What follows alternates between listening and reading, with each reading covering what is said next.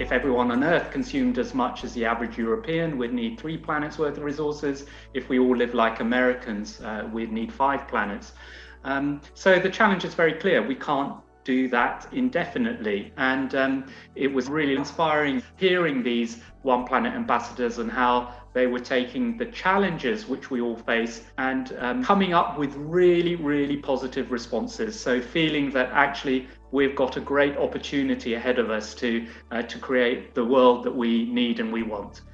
The OnePlanet portfolio is a place where you collect all of your world-saving work, and it could be essays, it can be poems, it can be videos. It's not just what you're doing in school, it's also what you're doing outside of school in your free time.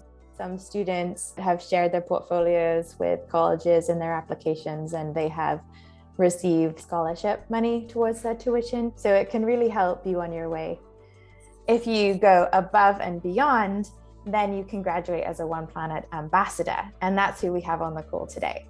For me, I looked at everything I'd done throughout high school, and what I thought would be the most valuable thing for me to study and for me to major in was something having to do with the environment. Because even if I don't go into a career specifically geared toward that, I think that everybody in every career should be conscious and should know and be educated on environmental issues. And once I started thinking about OnePlanet and actually applying it to my life, I could see how it started to spread out, and there's connections everywhere. When I first started doing OnePlanet, I'm like, this is very much science. This is very much like that kind of stuff.